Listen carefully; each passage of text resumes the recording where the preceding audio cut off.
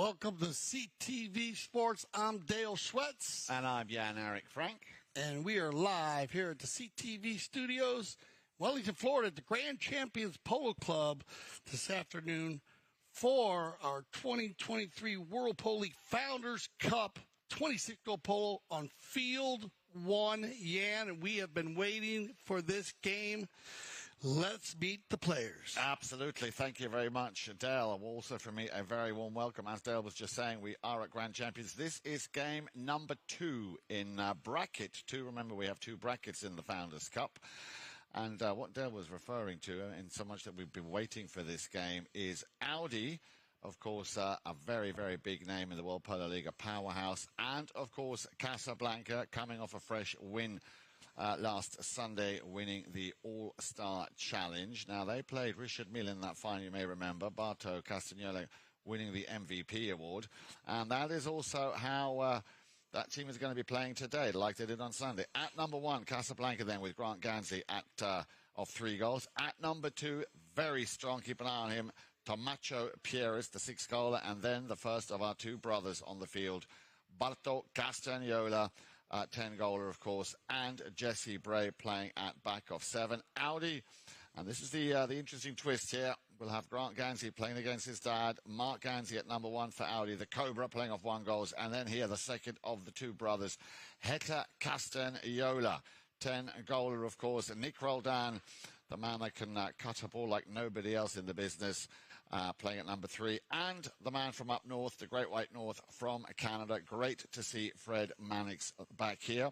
Our 2 mounted officials on the field this afternoon are none other than Gaston Dorignac and Pepe Araja. Of course, as always, the wonderful Steve Lane as our 3rd man and IRO. But, Dale, what's interesting about this game, not only are the 2 brothers playing against each other, Audi played against the runners-up of last weekend's final, Richard Mille. It was a very close game. This is, of course, back in the All-Star Challenge. They had to concede by 9 goals to 10. And, of course, Casablanca, and if I could just talk you through how they did. Their opening match against Pampinota Biotricity, 16 goals to 12. That got them straight into the final. Then they met Dazos Lafay, beat them 10 goals to 11. And as we know, 14 goals to 9 was the final. So a lot at stake here, and we know what the Cobra is like. Once he gets his fangs out, he's going to want to get stuck in and put his venom out there and get his team Audi their first you said the Cobra and double G, so anytime the family members go against each other, father against the son, too, you got that going on, brother against brother. A lot of different combinations here. And when you break these 2 teams down, Jan, they are very similar across the board. Mark wears the 1, but plays all over the place. Grant wears the 1, but plays all over the place. Then you put Tomacho Pieris at the number 2 and Nick Roldan. Nick, maybe a little bit bigger of a bigger hitter than Tomacho, but the speed and the finesse and the ability to blow open holes for the number 3. Tomacho Pieris is one of the best in the world. His father also, he played in that number 2 position. I got to talk to Tomacho last night. Very comfortable with his horses, and he's doing a phenomenal job for Barto Castagnola, and Nick's doing a phenomenal job for Heta Castagnola. Now you got the 2 Castagnola boys in the middle. They play very similar.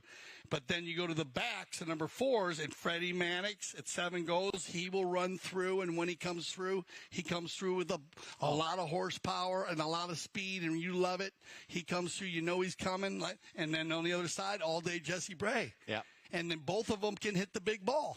Well, I mean, they line out so similar. It's going to be very interesting to see what game plan both these teams use to go against each other early. Are they going to feel each other out, or are they going to stick to one play? It's going to be interesting to find out. It is indeed. And you know what, Dale? My question is, and we spoke about this over lunch just now. Remember, we've already had our first game of the Founders Cup earlier this morning. Are we going to see, which of course is unique to this tournament, are we going to see a 2-point conversion? With got it. Such big hitters out there, this could be the game if you wanted to, put your money down if you think that this might happen. Well, this could be a game. You just said it yourself. Jesse Bray, a strong hitter. Of course, Nick Roldan, as we know. And then, of course, both Castagnolas.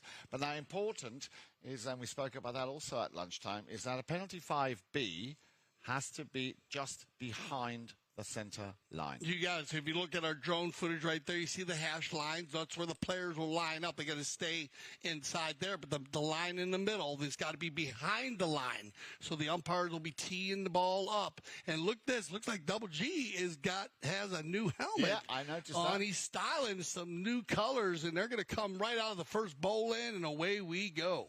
With number 3 in white, and that is NR, Mr. Nick Roldan. And I've got a feeling, Dale, we're going to see both of these teams from the word get-go here, running and gunning. They're both going to want to make a very early impression here in this opening chukka. First attacker, first shot on goal. The ball went slightly wide and over the back line.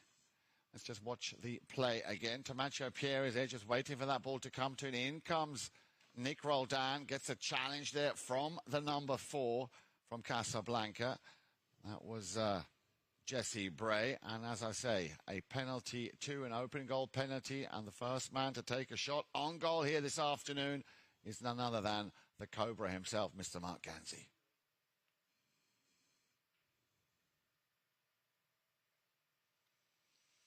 Great footage from the drone, from that on your screens. I'm sure you'll appreciate that. So no mistake. Penalty 2, quickly taken, open goal here by the Cobra. Yeah, that's what they needed, and Mark will take all of the penalties. Grant's been taking them also, but remember, everybody on each team has the ability to shoot the penalties. Huge shot at the beginning, the pressure cooker, you can say. Yep. The Cobra has no problem with it.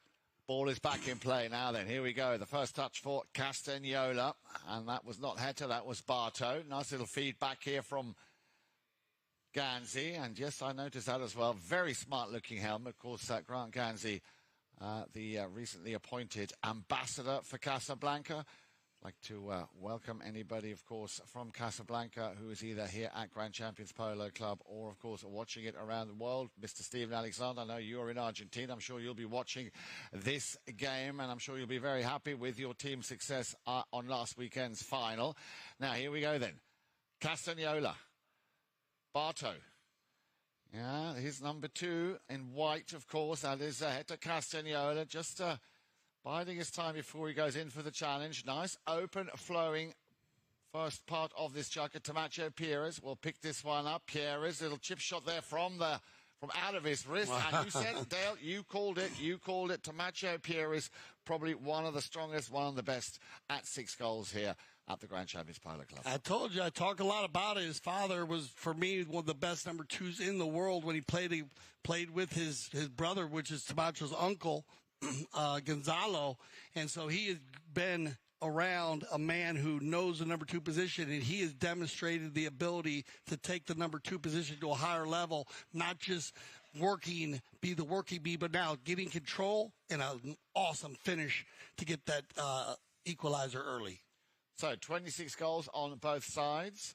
Both teams adding up to, as I say, 26 goals. Nick Roldan will leave this one behind. Now then, the first touch for the other brother, Hector Castagnola. Across comes Jesse Bray. I believe we do have a whistle on that. That window looks like it might have been a little bit shut before that play was able to be made. Yeah, this game has been open right from the start.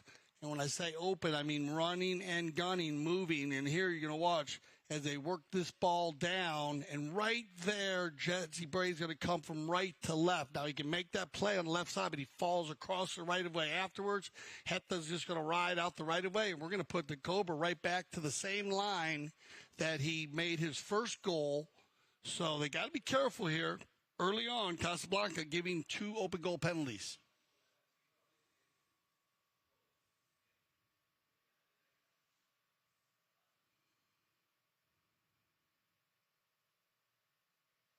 Nicely done. Yeah, easy peasy.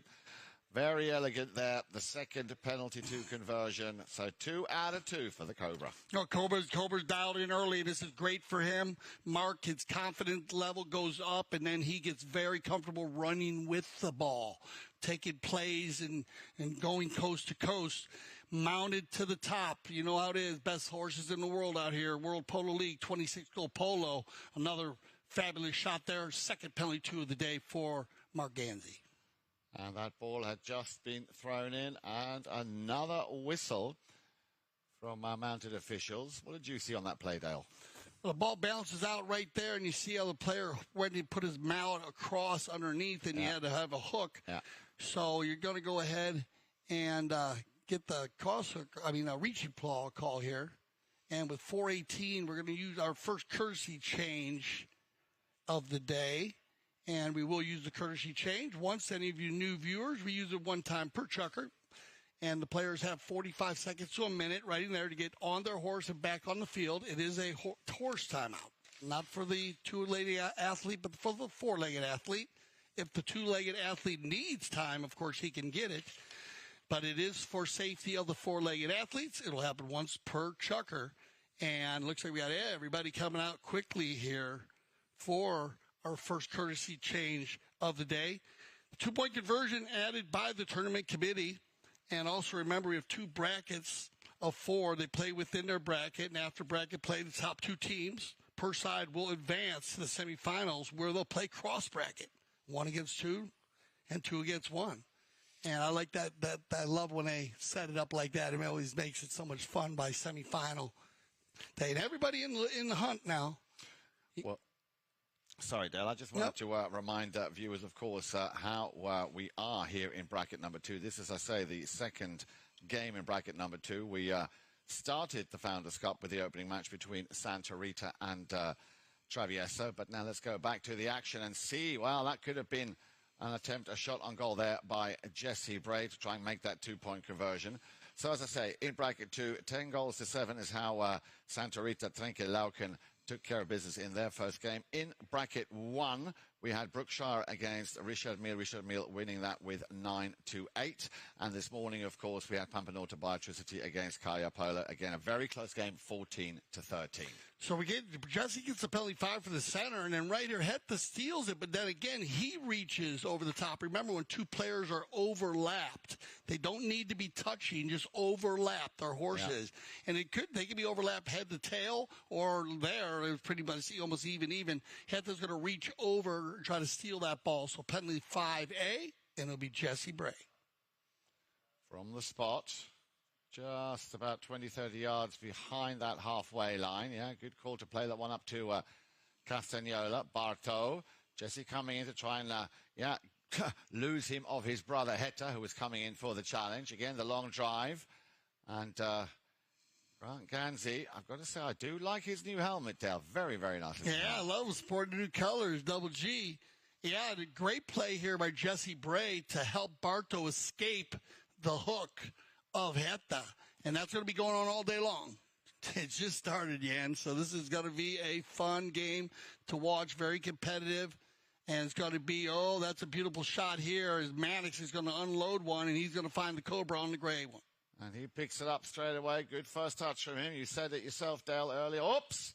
On the handlebars, but he did well to stay in the saddle there. Yeah, and you'll get a whistle here just based on the contact. Not 100% sure right now. We'll let the umpires work this one out. But anytime you get contact with 2 four-legged athletes, remember, that's one of our triggers. And as they all come together here, Jesse Bray's coming from left to right. Ganzi on the offside. It looks uneven ride-off. So you can see as Mark was coming there, Jesse went to go in front. They'll talk about it here just to make sure 100% on the line, what they see. They're going to talk ball placement now. So that ball was just over center field. A nice pass from Fred Mannix on the knock-in. And I must say, Jan, the Cobra was wide open. Yeah. On that knock-in. So whatever design play, set play that Audi put together there for their knock-in to free up Mark was a brilliant play.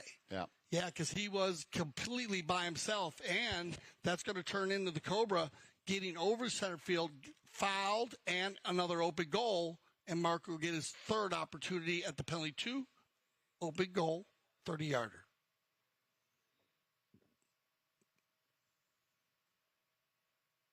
Oh, he's on today.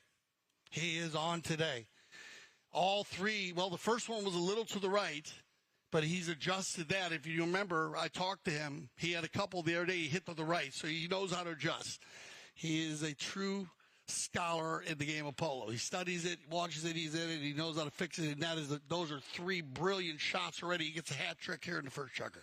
Yeah, no, well done, Mark Gansey, picking up, as you say, Dale, his first hat trick here, or his hat trick in the first chukka. The chukka isn't over, 2:40 on the clock left to play. Castagnola, now dealing with Mark Gansey. Look, he's just dancing a little pirouette, going round again. Now round and around we go. The two Castagnolas. Nice little chip shot up to the front door. Tomacho, again, trying to snap that one up to the front. Yeah, that was the first little contact the two brothers Castagnola had, and now, as you know, one of my favourites. I love watching him play, especially when he takes the ball out into the corner and then comes up with one of those amazing, incredible cut shots. The man I'm talking about, of course, with the number 3 on his shirt in white, Mr. Nick Roldan. Castagnola, Barto, out in front. Head to there, sticking very close to his dear brother. Roldan.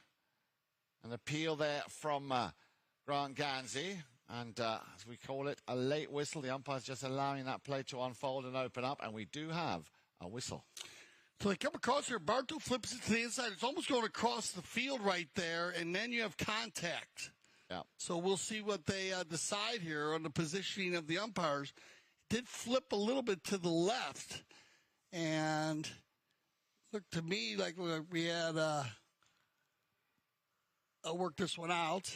Let them talk about it, and then we'll finish up. But remember the quick line change in the game of polo, and then also that's probably the most difficult call for the umpires, as they have to be on top of quick line changes and watching the ball move. And remember, a quick line change, it's what do you say? How far does it have to change in? As far as the umpire sees it move. So it could just be an inch. And in this case, I like this call. The ball did go across the field. Barto moved the ball across the field, and that gave the right-of-way to Nick Roldan. Grant Gansey thought he had a lesser angle, and he rubbed the back of Nick on an uneven ride-off, thinking that he had the right, actually going for the ball. And but good read by the mounted officials and the three-man team working the game today. They got this one right on. That was a foul against Audi on an uneven ride-off, and they'll move this one down on the contact for the open goal. And we're going to get hit now, or maybe on the 60, I'm sorry. It's going to be hit to Castagnola, penalty 4. Dead center. Dead center. Now, of course, you give him the stick, Dell. Well, you don't want to put your money against him, because 10 out of 10 times, Hector Castagnola will score. He does here on that penalty 4, and well, let's look at the score sheet here. 4-1. So Audi revving up that engine very early on here in the first chukka. Yeah, 4 fouls. They need to clean this up a bit, Audi. The Casablanca team, as we know how good the penalty shooters are, also Barto and Greg Gansey. So a very clean first chukka for the Audi team, and Casablanca getting a little loose here in the first chukka. Yeah, another whistle will stop the action with 1 minute and 4 seconds. Let's have a look at the footage again. You could see going up there with the number 3 was Barto. Gets a bump and a ride off there from... There must be something else going on the outside here. So we'll check with our third man IRO just to see exactly what went on there. It looks like something went on behind the play. So 104, as I say. Yeah, and fair ball placement there, or rather knock in there from Mark Gansey, giving it back. Well, again, we have an interruption, so something didn't quite maybe go according to plan. Let's see what the umpires decide. Yeah, so we had a little bit to play in the bowling, actually. So we're going to play. They're taking a look at it here. Very important. Oh, and yeah, players in the lineup. There's some plays that went on in the lineup. So the ball that you saw downfield, the back shot from Roldan, that he actually has follow through there, went and hit the polo, it looked like hit on the horse there, or they just went as a control play. So they go to the fair play bowling here, and it'll be back with Audi. So just checking the tape, make sure everything was clean. Here's Barto. Castagnola. First man that he leaves behind him is the Cobra. Castagnola, clear run to goal. See Tomacho clearing the way there for the 10-goaler. Oh, somehow, is it safe? Well, he tried to get a piece of it, so all that hard work paying off. Barto Castagnola picking up his first goal as well here in the first chukka. Yeah, another great group of plays here, and what a save by Heta on the doorstep. I mean, that ball, remember, it must travel across the line 100%. So the ball could be 50% across, and he saves it, and the goal goes to Jesse Brave. There you go. That's going to end our first chukker play. We are live from the Grand Champions Polo Club Field 1 2023 World Polo League Founders Cup. Stay with us. We'll be right back on CTV Sports.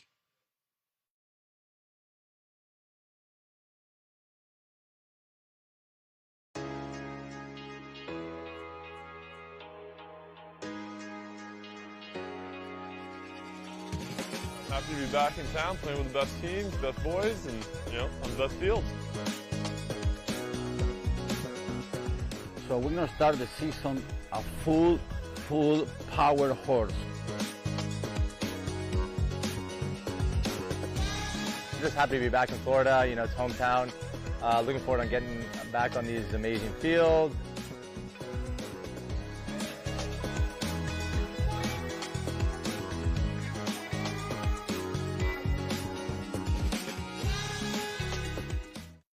Hi, this is Manny Pacquiao to the World Polo League host Mark and Melissa Ganzi. I would like to congratulate the both of you for the opening of 2023 polo season in Florida. Thank you also for welcoming my best friend Mikey Romero and his Global Port team to the Grand Champions Polo Club to compete in the highest level of polo in North America.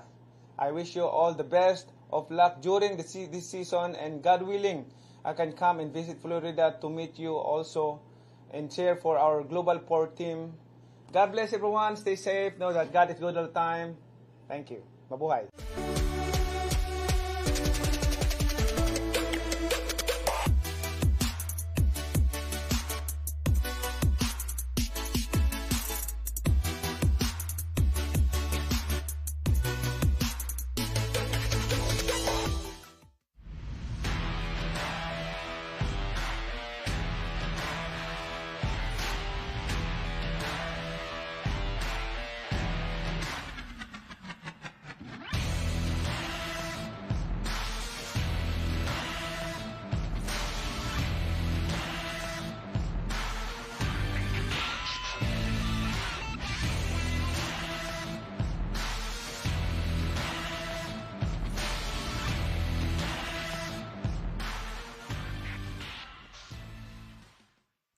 Welcome back to CTV Sports. I'm Dale Schwetz. And I'm Jan-Erik Frank. And we're here for our second chukker of the 2023 World Polo League Founders Cup. Audi against Casablanca.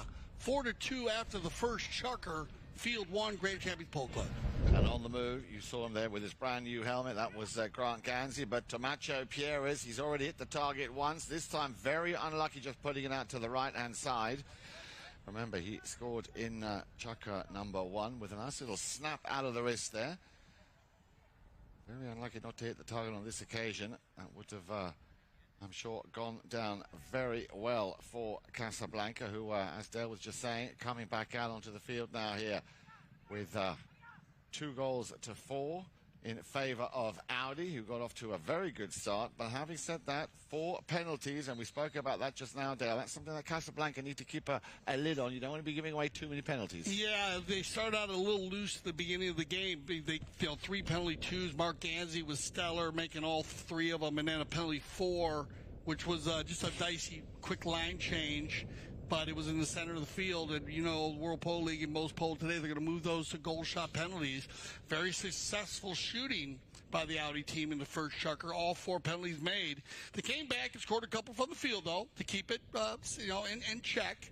And now they're going to start the second chukker with a penalty shot. And Heta already has 1 penalty for to his name.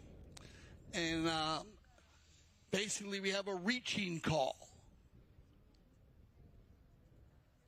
So Heta Castagnoli from the 60-yard mark. Penalty 4.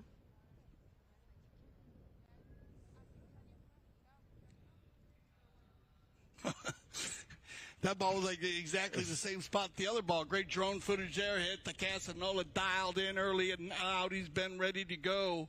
And on that play, Tamacho Pietas came from left to right. Remember, the player following the ball always has the right of way over a player moving towards it. If the window stays open or extends, no problem. But Heta closed the window, closed the distance between them, and that's why they had that reaching call. On the run right here, Fred Mannix is out in front. Yeah, and I'd like to see him get involved a little bit more. We touched on him as well earlier. Once that rotation works and we see Mannix going up to the front door to receive a pass or to run that ball himself, he is again also a super dangerous man in front of goal. Jesse Bray trying to pick up that ball and leaves that one behind for Castagnoli. Barto. Yeah, nice little play. Jesse taking that Audi player out of the equation now then. He topped that one. That did not go where he wanted it to go. Nice little call there. Oh, nice little move by Tamacho Pietas, thinking he might just get a little bit lucky. Well, he turned. Now the 2 number 2s. Tamacho Pietas against Heta Castagnoli. In comes brother Barto. Taking the ball around that bend. Great stick control, great stick work. In comes the challenge from the Cobra. Brings it over the halfway line. Still Castagnoli snaps that one away now. Then look at that pony. Open up nicely. 5:08 on the clock. The cut shot. Ball is still in play, and Barto might just get another chance here. Out of nowhere comes Nick Roldan, picks up that ball, wants to try and control it in midair, and at 4:54, we have a whistle. Barto just runs the length of the field, and then he gets the ball back. Nick with a great steal out of the air, volley, and then they come together right there. That'll stop the play as they're going to discuss this one. But what a series of plays. Interesting how Barto ended up getting the ball back in. And when he ran, when the pack came, and I thought he was going to sneak through, but Nick with a quick steal there. As that he popped it straight up in the air and took like a half volley, and he almost got out of there. And then you have Jesse Bray come in. You have a cluster of players. I mean, you can throw a blanket over 2, 4, 6 players on that play. 2 mounted officials, Gaston, Dorniak, and Pepe Riley.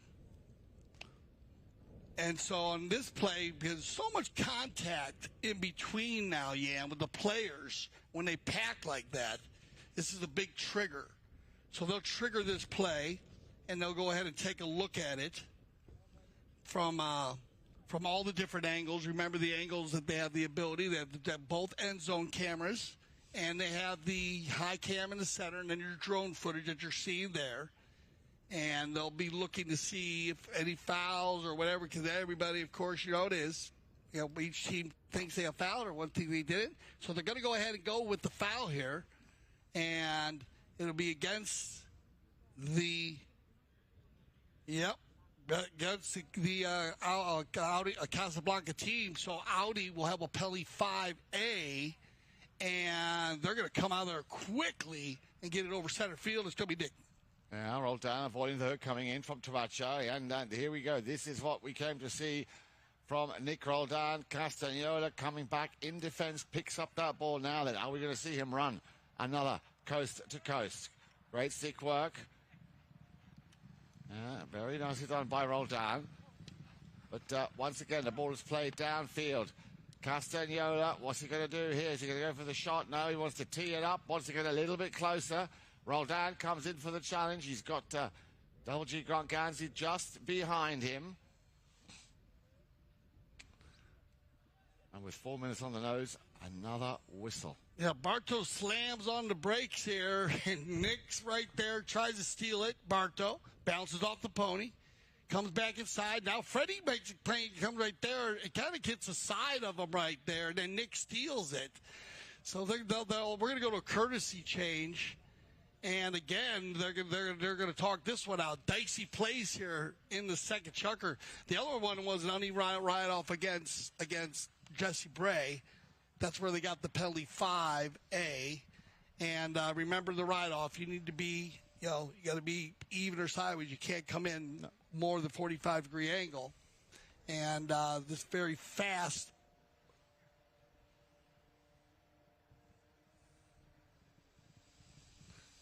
Okay, so we have a challenge on the play on a crossing foul against the white, against Audi.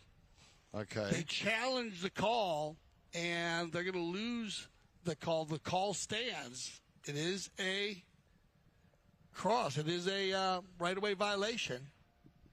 So, early challenge, risk-reward matrix. You know how I feel about those, but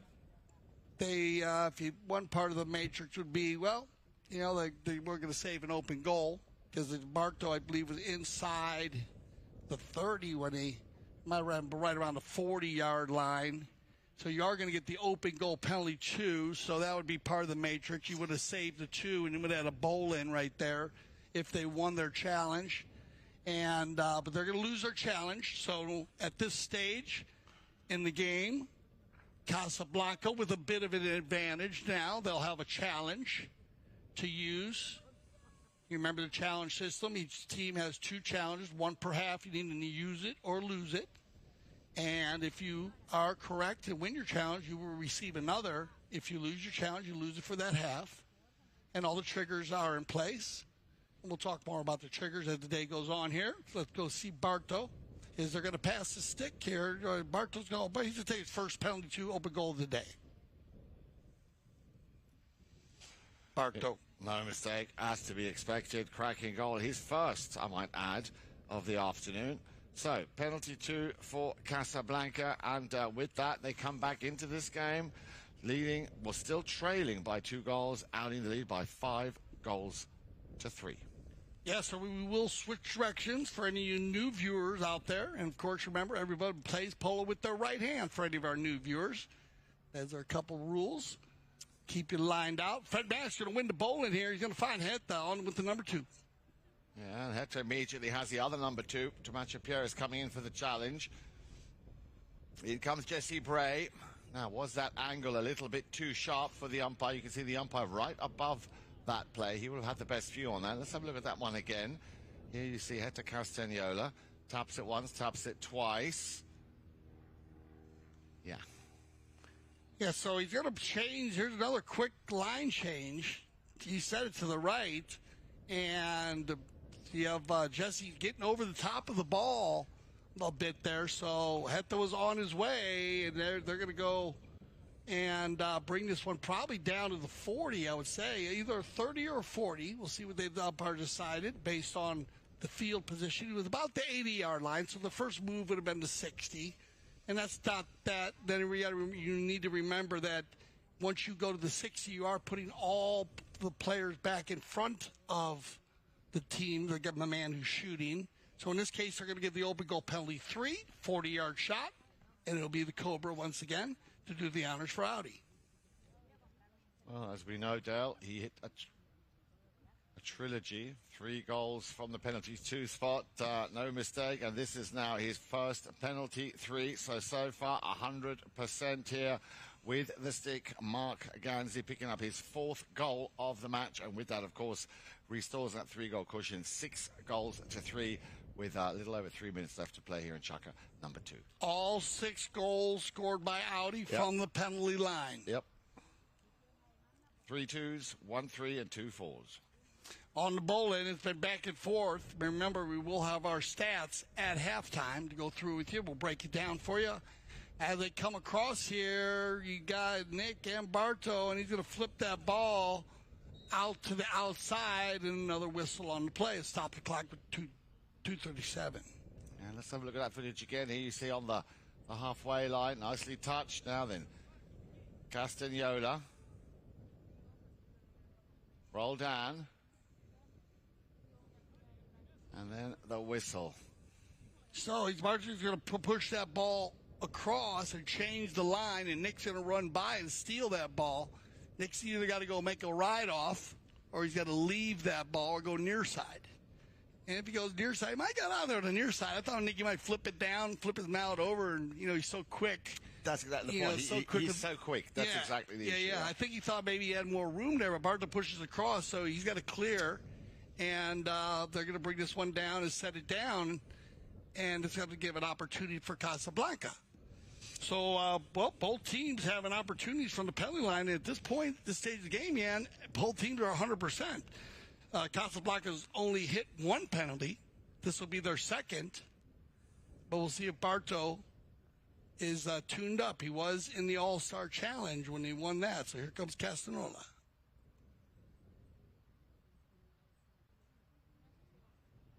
Woo, yeah, that was just going to duck right inside the post there. As you can see, remember the post, about 10 to 12 inches in diameter. The ball must be hit between the posts, cannot go over the post. So that's why we have our goal judges that work with our mounted officials. And if needed, we have the ability to trigger to check a goal and check it just like you saw it right there. You can draw a line down from that to see if the ball does enter the goal without touching the post. On the bowling. The Cobra. Now leaves that one behind for Mannix. Mannix fishing that ball out of that melee of players. Now then, Mannix, Jesse Bray takes him out, pushes him out to the left-hand side, allowing Castagnola all the time he needs, but he's got Nick Roldan, who came up very quickly. Camacho will try and take care of Nick Roldan to allow Barto to do exactly what he's doing here. Oh, sends them all to one side, then plays it over to the other, to the left to be precise. Still Castagnola looking to feed that ball to, it was not for Grant Ganzi, it was for that man with the number 2, Tomacho Pierres. Now then, Mannix. Little sword fight going on there. Mannix coming out, beating the 10-goaler. Nicely done. Little chip shot back in front, looking for and finding Nick Roldan. Now, Nick Roldan, we just said how quick he is, but so is Barto Castagnola coming down the line. In the same exact play. Same two guys. Watch this, pretty similar. This is a super play by Fred Mannix, so one touch.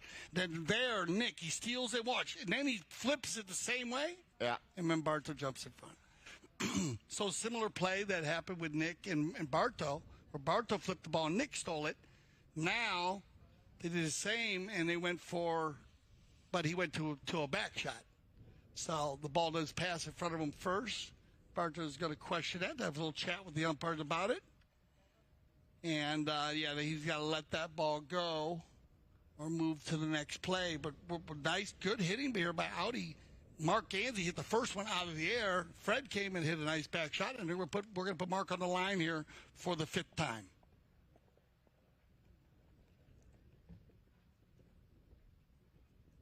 Wow. Yeah, perfect. Wow. Perfect. His 4th penalty too, and another one. Dale, another penalty. That makes it a total of 7 now, all coming from the penalty spots. Not yet seen, apart from that one goal we saw from Jesse Bray, not seen any other goals being scored out of the run again. Everything from the penalty line. We've never seen a game like that, and only a 3-goal difference, though. So, there's a lot of polo to be played.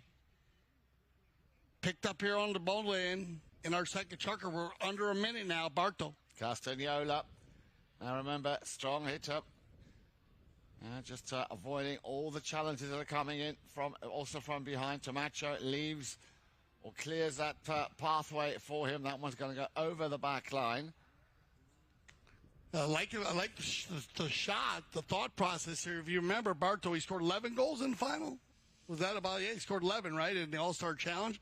And I think he scored 3 from over 100 yards out. So Barto's going to shoot one. That ball's going to go just wide. We're going to end our second chukker of play. We'll send everybody off for some fresh 4-legged athletes, and we'll be back here at the Grand Champion Polo Club for the Founders Cup.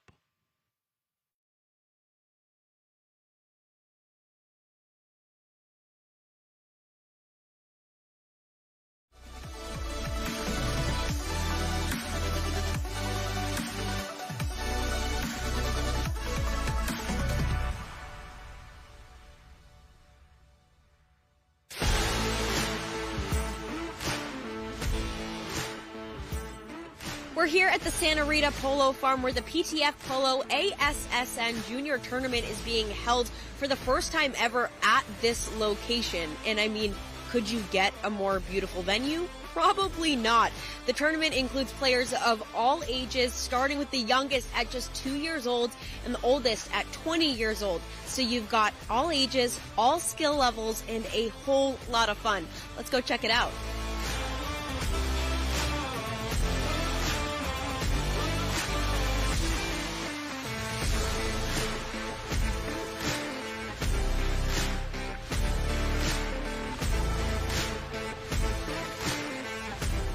It reminds me of my days when I was in that position playing the kids tournament, and for us it meant the world. So I'm very happy to be here supporting my son and other kids as well, because I think they really enjoy this, and for them it's even more important than for us probably playing the 26 or the 22.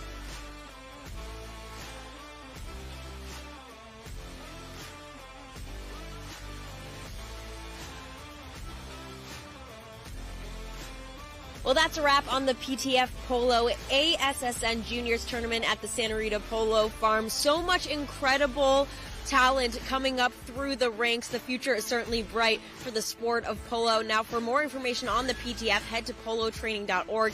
And, of course, head to Chukker TV for all of our awesome content, including full game broadcasts. Dale Schwetz. Jan-Erik Frank. 2023 World Polo League Founders Cup. Live from the Grand Champions Polo Club, field number 1. Third chukker action. You see the scoreboard right there behind. And 7-4, all 7 goals Jan-Erik Frank scored from the penalty line. We have not seen that happen this season. No, we have not. And even the 4 goals scored by Casablanca, all bar 1, that came in from Jesse Bray, also from the penalty, I beg your pardon, 2. There was a Tomacho Piero. So half the goals scored by Casablanca from the penalty line, a 2 and a 4, and 2 out of regular play. Tomacho Piero, that was a cracking goal, as was that of Jesse Bray. And we were just talking about this, Dale and I, and Dale very much liking this game. Well, of course, I'm liking it too, but I would like to see a little bit more running and gunning and less penalty goals, but goals out of actual play. Maybe this is just down to the fact that, there's a lot of respect, a lot of mutual respect from both of these teams for each other. Again, let me just remind you, Audi with Mark Ganzi, Hector Castagnola, Nick Roldan, and Fred Mannix. Casablanca, and here is the twist, against Grant Ganzi, the son, of course, of Mark. Tomacho Pierres at number 2 playing off 6 goals. And then the other brother, so 2 brothers playing against each other. Barto, the second 10-goal player. And, of course, at 4, Jesse Bray. And again, we have a whistle with 32 seconds only played here in chukker number 4. Yeah, it seems like the minute both teams get moving or get a breakaway, then we get a little issue, we get a little stoppage of play, and some fouls right here. We're just going to have standing on top of the.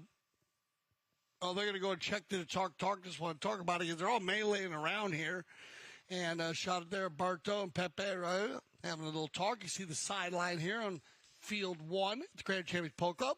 If you are in the area, come down. It is going to be a blocking foul in favor of the Casablanca team for the 5A, and it'll be Jesse Bray.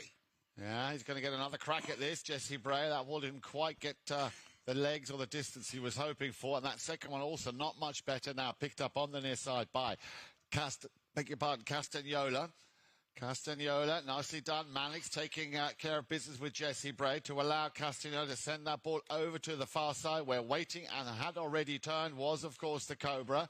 But he now needs to come up with something very special because he wants to get past that 10-goaler. Castagnola, Barto this time, coming in on the inside of that circle. Remember, Mark had to come round from left into the goal-shooting position.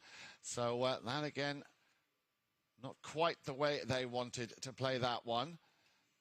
Castagnola looking for Ganzi. Mannix coming back very strong. Mannix around the outside. And another whistle. No whistle, yeah. And again, we get a good flow going. Starts here with Barto, right down the center. Perfectly placed ball.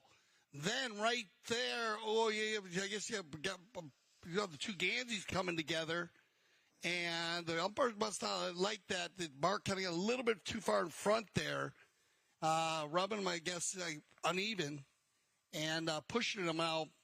Audi still has a challenge, so we'll see if they actually, Casablanca does. I apologize. Yeah.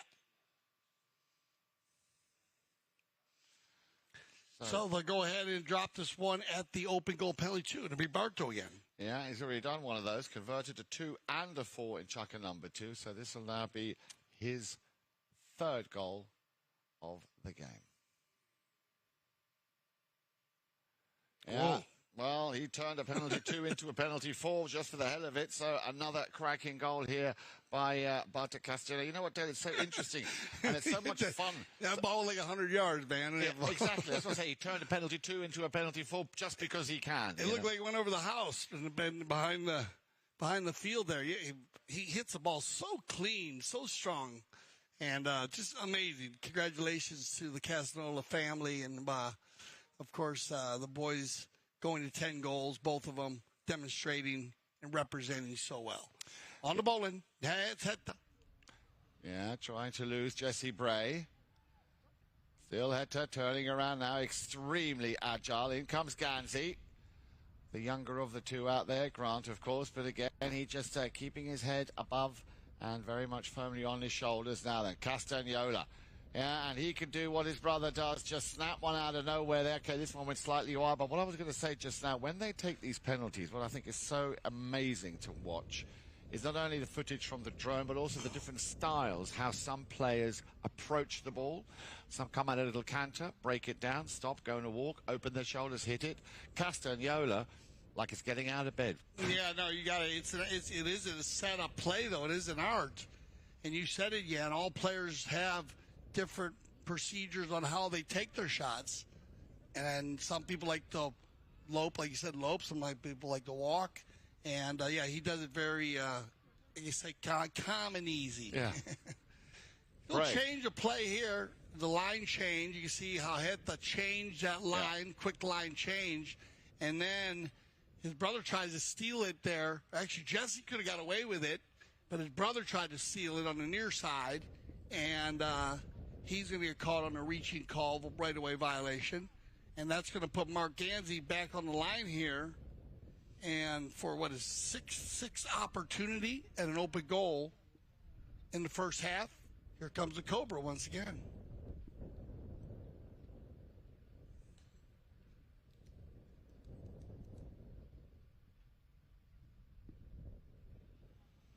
A little different this time. A little chip shot there. And that is goal number 6.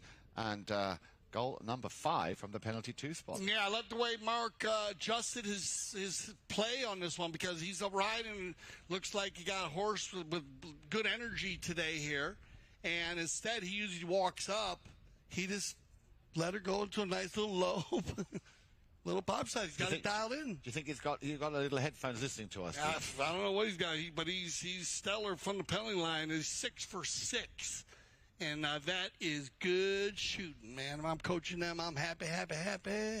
Everybody, even Heta coming on. But to think all their goals have been scored by penalty shots. Yeah, I can't. Not one from the field. No, not one. For the Audi team. No. And we talk about how important penalty shots are, but unbelievable, yeah. So on the other side, with Casablanca, there are 3 of them from the line and 2 from the field. And you see Barto Casanola right there doing a little Pony Express, jumping from horse to horse. And we talked about a lot of the teams that we have in the 2 brackets, Ian, and love the bracket system. As you have the Pampa Norte Biotricity, the Berkshire, Richard Mill, and guy that played today also with Larry Austin. Great game. Good to see Larry and Wakas Al Sadiq. Yep.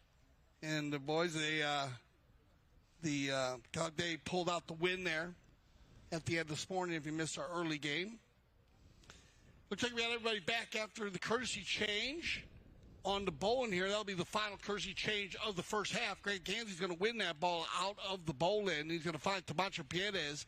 Camacho leaves this one now for Barto Casanola. Casanola with his brother rubbing and pushing him on the board. Barto still keeping control, though. Now Barto gets away from everybody, keeps it out in front. He still has control. Barto, now he leaves it for Jesse Bray. Mannix is in position. Fred gets a piece of it. Bounces off the pony on a quick line change. No whistle on the play, non-call. And it's going to be Barto inside the 30, the red zone, and the high flag.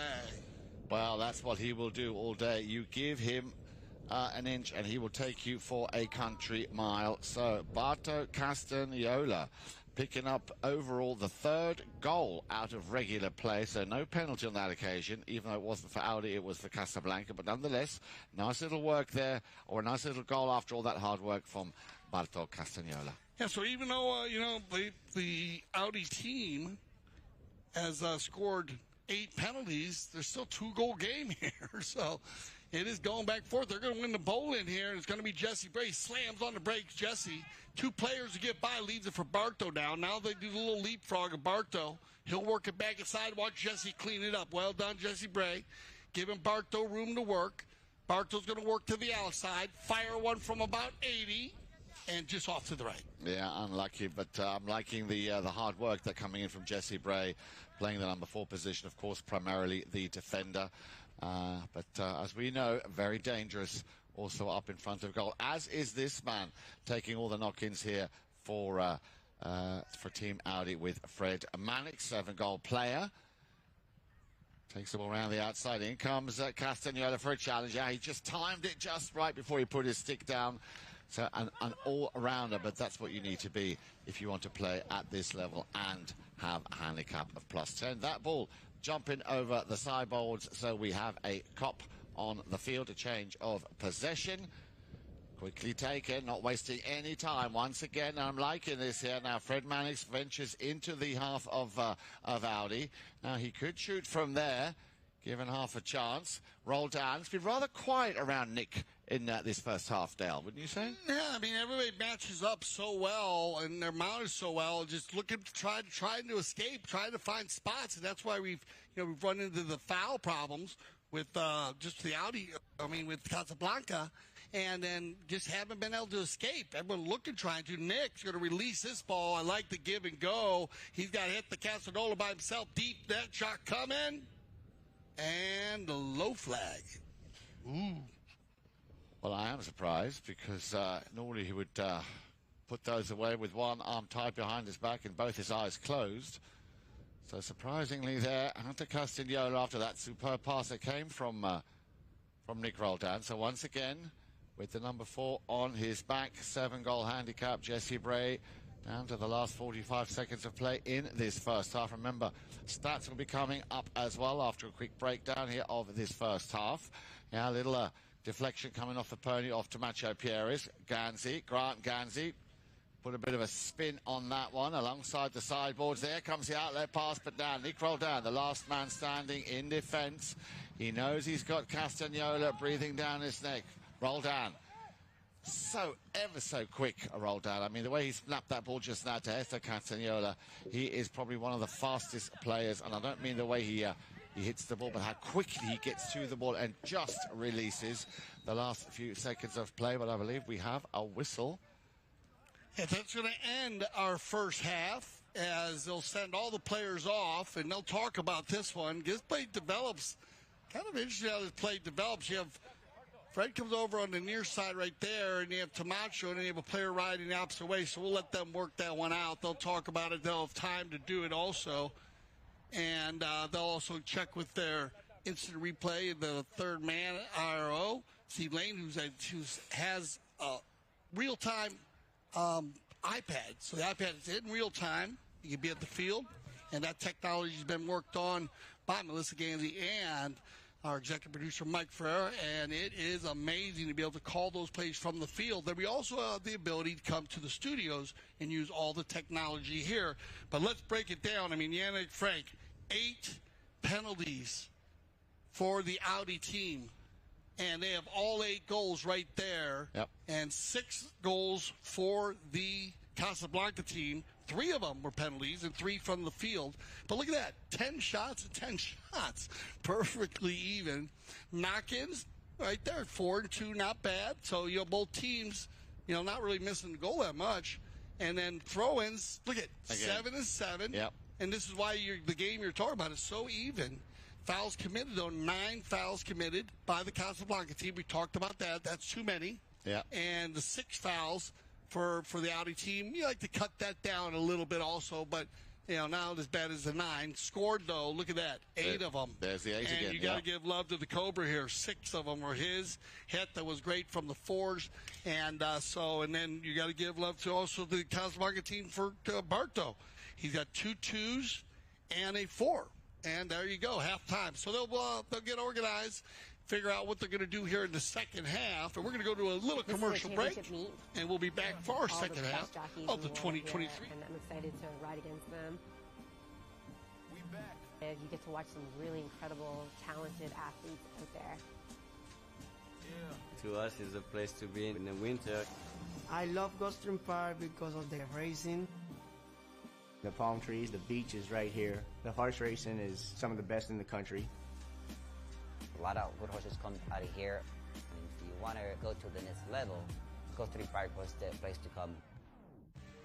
I remember the first time I came to Gulfstream, it was like this big fairy tale place. All the history. And all these great horses, trainers, jockeys. It was everything that I ever dreamed of.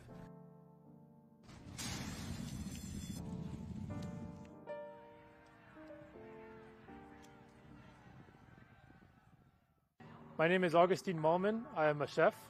I trained with my uncle in Argentina in several restaurants, and now I travel the world creating unique experiences, all cooked with fire.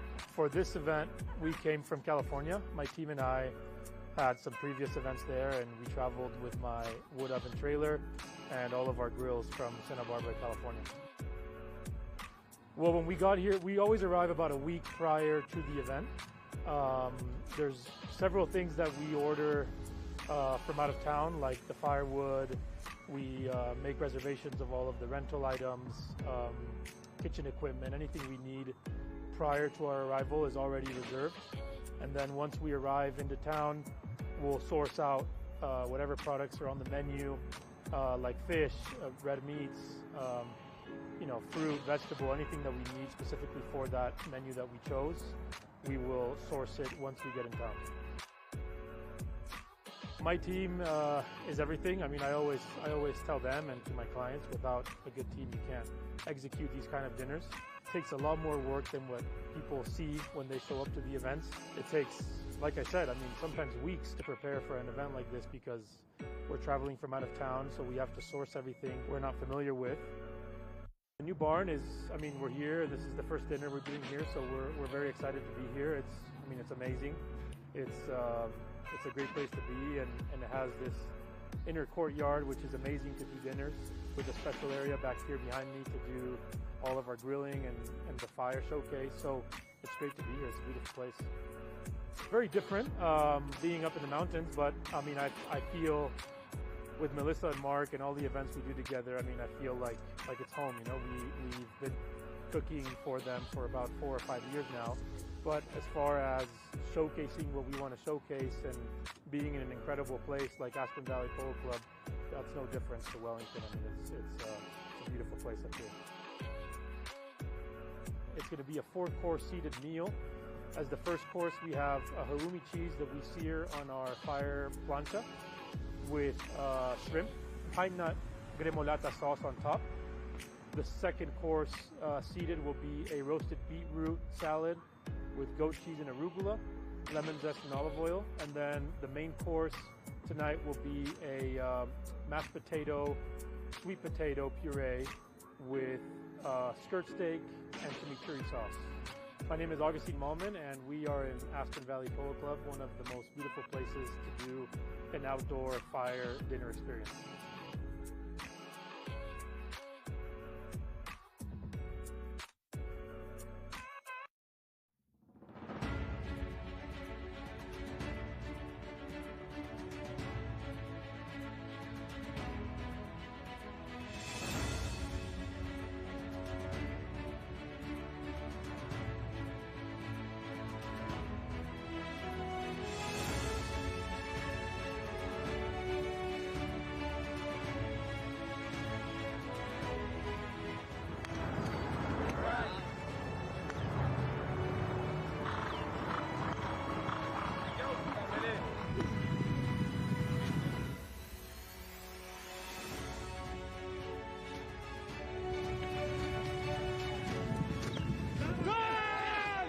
Hi, I'm Tomacho Pérez. Hello, I'm Nacho Figueras. Hello, I'm Martín Muñoz. I'm Gonzalito Pérez. I'm Alejandro Novillo Estrada. Hello, I'm Nacho Novillo Estrada. I make goals and here back in Aspen.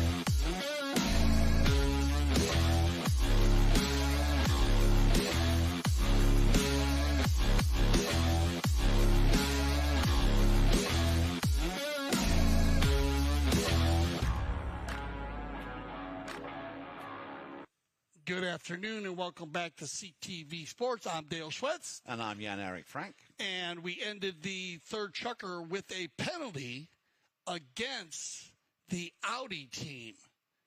So we had two players on the Casablanca team. Actually, one player was coming down the field, Tomacho Pérez, and we had a player come in between two players.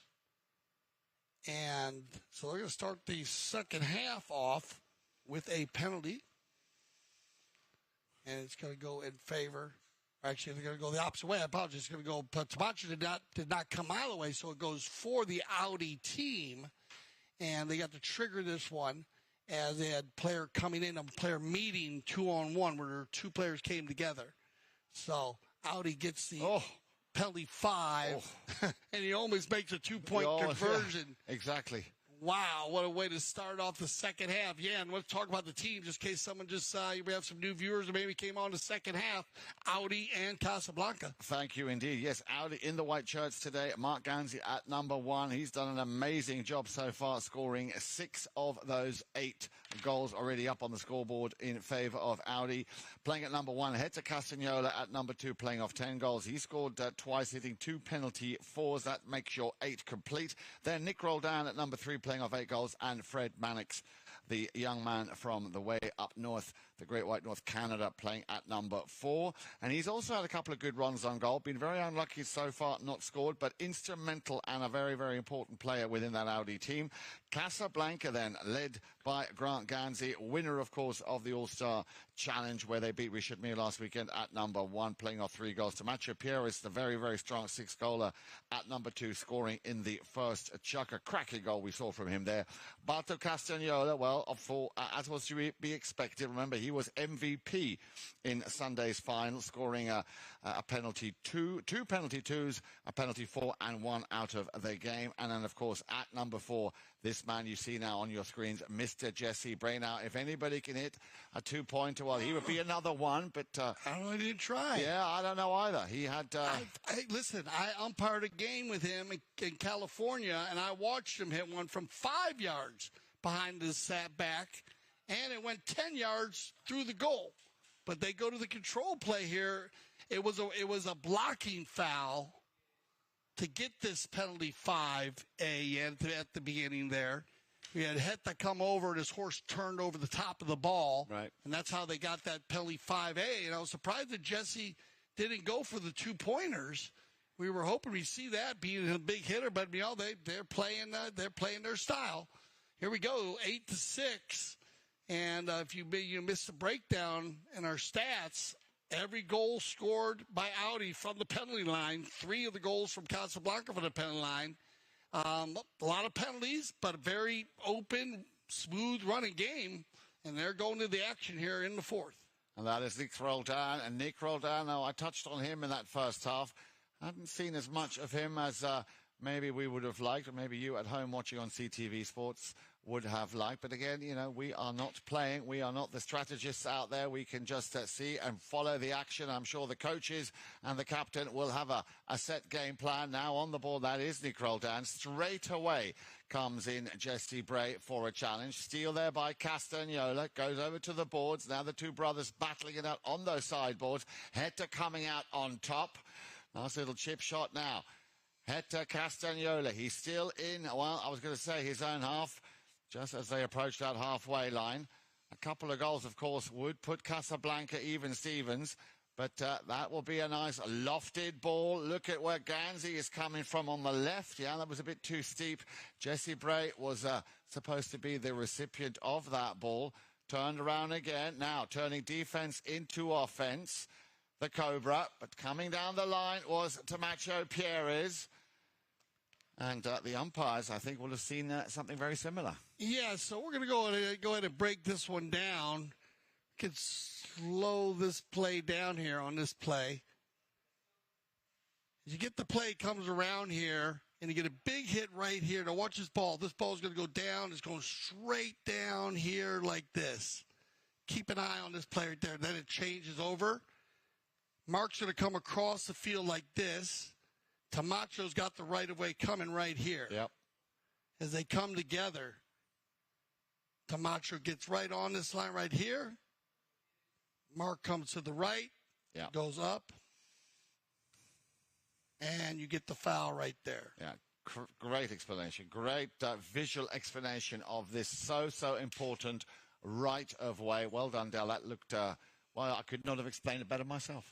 Yeah, I thought Mark maybe thought he had enough time to get over there on that play, you know, on the speed play. Tamacho, though, very smart. You know, kind of, I think Tamacho's kind of held back a little bit just to see. Come on in. And now they're going to they'll go for the spot here, but this is going to put them a good, well, they have the opportunity here. Yeah, to go for the two-pointer. Well, here we are. I watched him hit one. Yeah, I'm telling you all day, Jesse Bray. Well, now you talked earlier about those 5 yards. This looks like those 5 yards behind the line. Now let's see if he's going to unload one. Now they're going to go the control play. Well, they're playing for the win here. It's, you know, different plays. It is a tough shot, but if anybody can do it, it's that man right there. Plays a nice little ball out to... that man right there. Yeah, Castagnola. I'm going to say you got two biggest hitters in the world, with three of the biggest hitters in the World Polo League out there, with Nick, Heta. I mean, actually, Heta too, but Nick, Barto, and Jesse. Yeah. Heta hit the ball pretty deep too, but Freddie, well, they all do. Freddie's been hitting the ball. He's been playing phenomenal. Freddie Mannix on 7 goals. Plays it out to the right-hand side. Finds Roldan. 4:22 left on the clock. There is one of those monster shots from Roldan, looking to play it up to the Cobra. The two number ones, the two Ganzis, shoulder to shoulder. Then the two brothers, the Castagnolas, once again back to the two Ganzis at the front door. The little backhand shot. Ooh. Well. Ooh. Nice try. Very nice try there by the Cobra. Good hustle by the Cobra. I mean, to get there, you got to fly in here because, look, you got Grant, Double G, the two Ganzis, you know, his son was riding him off hard. Grant was on his defense. And the stoppage of the play, or they go to Kersey change. So we're getting a Kersey change here with 3:47 on the clock. And a chance for us to take this moment to just inform you that the WPL will have a day off tomorrow. The action continues here on Saturday, the 4th of March, 11 o'clock in bracket 2, Santa Rita Trenkelauken. Like I say, who already have a 1-0 status after their opening match. They're going to be up against Casablanca. And then at 1 p.m. On Saturday afternoon, again, in bracket number 2, Travieso are up against Audi. And then, of course, on Sunday, we go back to bracket 1, 1 p.m., Pampinota Biotricity versus Richard Mill. That would be a very interesting game because after their narrow defeat this morning, they'll be looking for their first win. And then Kaya Polo versus Brookshire. That will be our featured game coming up on Sunday afternoon. But, of course, the action continues next Tuesday and next Wednesday. Make sure to check out on the schedule. We will, of course, be keeping you updated as well.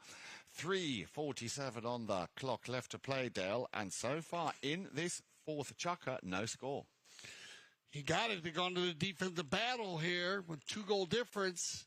And I figured that might happen. You know, Audi or Casa was talking, guys, we got to clean up the fouls, especially as good the shooting that Mark Gansey did, 6 in a row, and then that Heta. So that definitely in their game plan there. How does that affect their play though? You know, because you remember you got to calm down a little bit. Now you tune it down a little bit because of the fouls. But so we'll see what happens here. This fourth chukker is going to be a touchy-feely chukker for me, I think, Ian, based on a 2-goal difference and just that too many fouls in the first half by Casas. So we'll see what they do. Jesse. Bray leaves that one for Castagnola. Now Castagnola coming up towards that halfway line. Decides, well, you know what? I've got a couple of inches to play with. Gansey could be a contender at the front, as could Tomacho Pierres, but nicely cleared out of the danger zone there by the senior of the two Ganseys. Now then, Castagnola, can he control that ball? Bray will pick it up, turns it nicely on a sixpence, or as you would say, on a dime. Here we go. Jesse Bray looks over his shoulders. Yeah, maybe wasting too much time. He should have just gone for the shot, but he looked over his shoulder. Yeah, no, you know, I thought maybe just go hold on to that ball. You got to give love here to Fred Mannix. He rushed him. You know what I mean? He put the pressure on him. Yeah. Great head play here by number 4 in the white.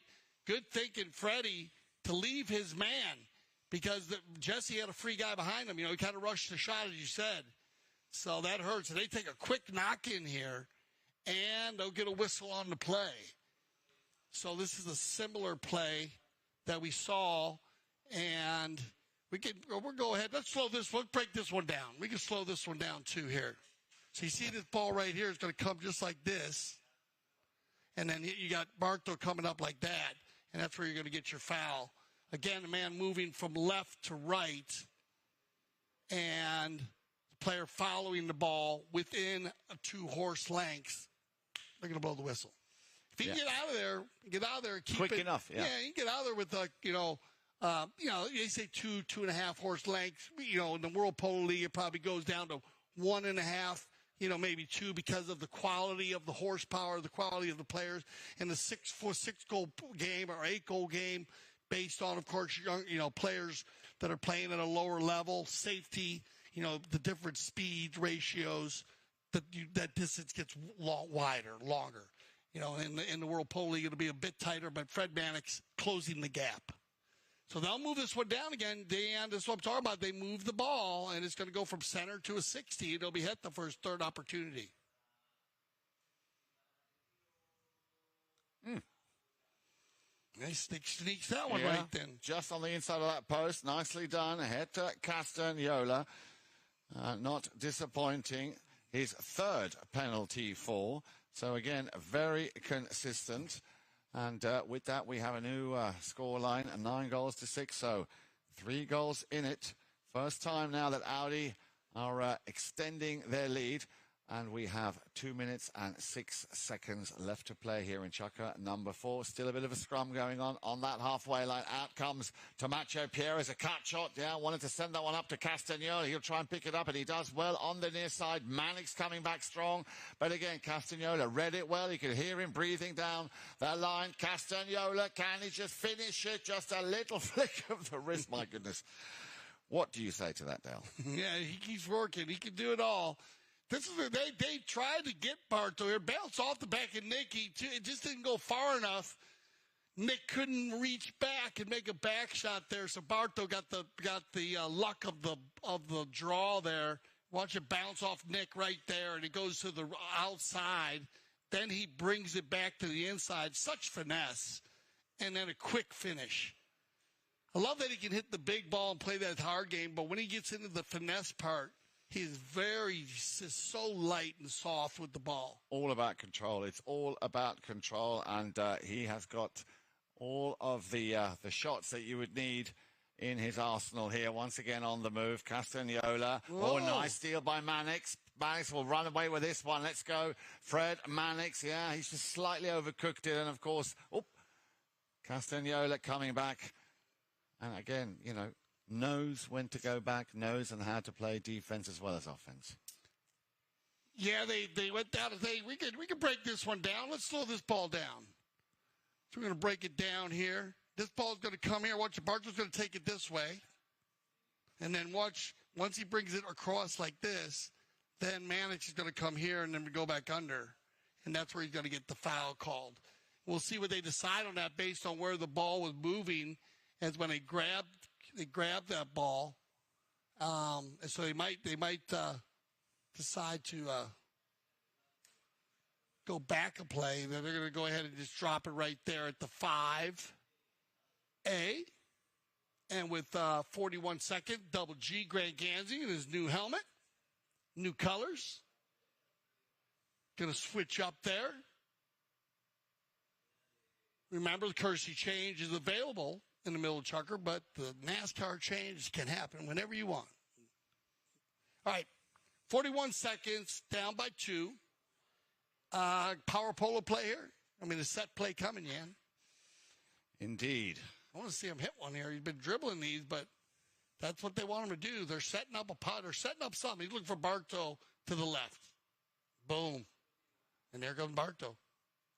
Yeah, on a very, very fast pony. But, Mark Gansey got a piece of that. Well done, Mark Gansey. Turned around nicely. And another whistle. So then I want to say that's going to end the chukka here. Ball goes to the inside. And that's going to go ahead and end the chukka. So we'll send them off here. And we'll let the umpires figure it out.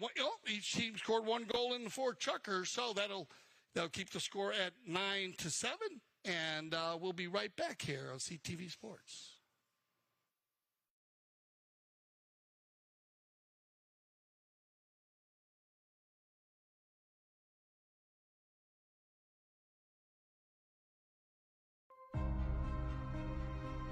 Foot golf, it's a kind of life, and also it's a combination about golf and football.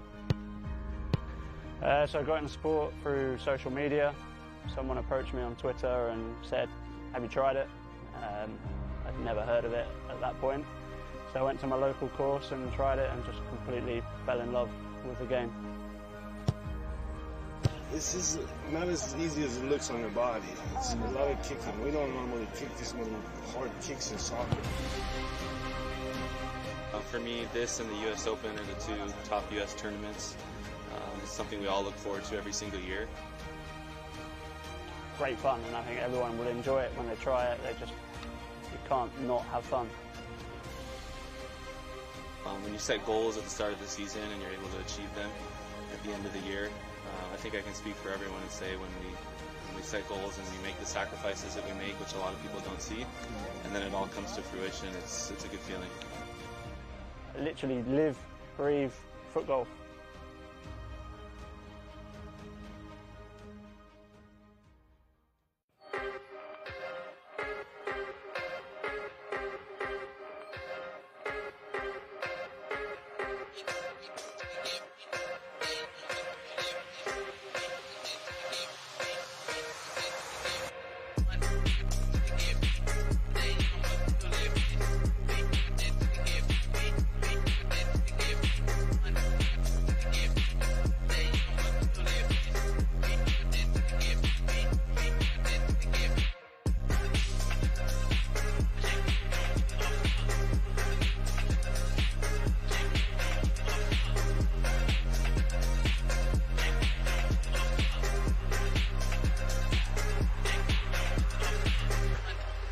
The World Polo League, a new breed of polo.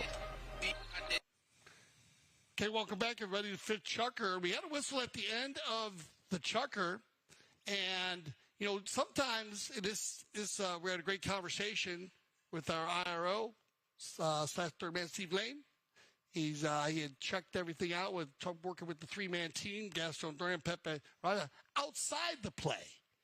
So, sometimes the foul doesn't actually happen where the ball is in the game of polo.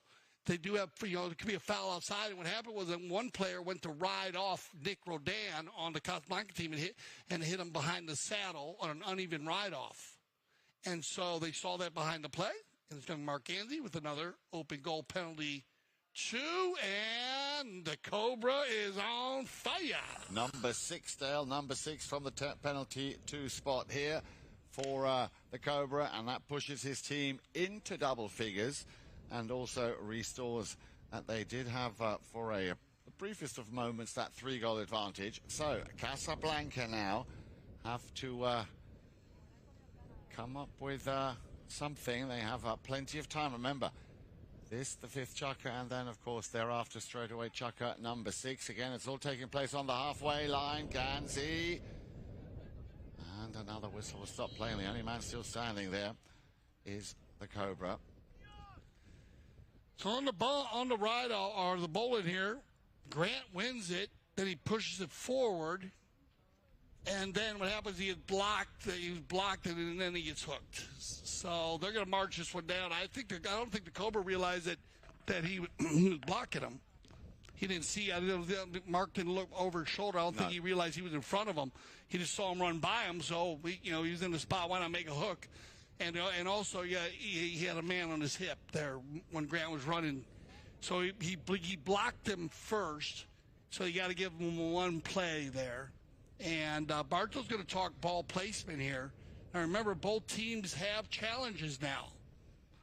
So they can, you can challenge. You don't always have to challenge the call. You can challenge the ball placement. So a scenario would be, say, they are going to challenge.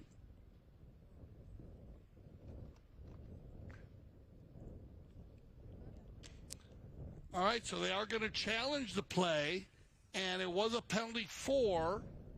Casablanca challenged and thought it should be a penalty 3, and they're going to lose their challenge. The call is going to stand at a penalty 4, and I don't agree. They shouldn't have challenged here, I don't think. With you, Just Dale. because I understand this call. They're coming out of the bowl in. There's nobody on a free break. To move to a 3 is a little stretch. I don't know if this was the best challenge for me, and they're going to lose the challenge. It's going to be a 60-yarder anyways, but Jesse Bray. Whoa. And Jesse's going to put it away anyways. That might have been the other reason why not to use the challenge here. Yan, you got Jesse Bray hitting. You got a 60. Yeah. So what's the worst that can happen? Why wait? Yeah, what's going to happen? I mean, you know what I mean? So you risk losing a challenge on a call that could be judgmental. So I don't know. Yeah, I don't agree with the challenge of Casa, but they're going to lose their challenge, and it's going to give a bit of an advantage now to Audi in a very close game, 2-goal difference. It's going to be Berto. Castagnola over to the boards. In comes Heta. Yeah, nicely done. Avoids the hook, the second hook still. Castagnola Bray trying to take out brother Heta out of the equation, but still Barto leading and working that ball very hard. Heta not able to finish.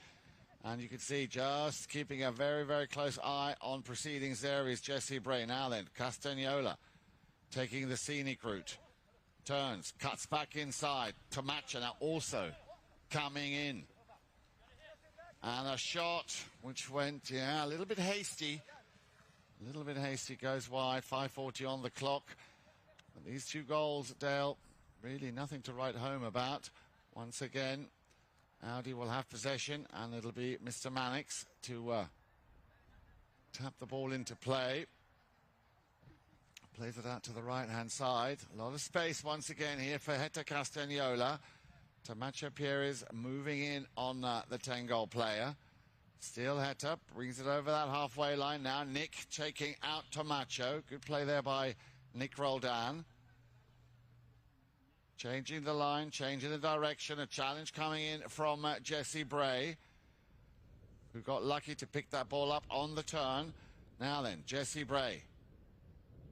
Up going back in defence is the Cobra, but Bray might get lucky there. Mannix will send it back to where it came from, extended. He saw that Nick Roldan was completely out on front and out on his own. Nicely done by Castagnola, and now a clear, easy, gentle run to goal by Nick Roldan. Oh, he's topped it.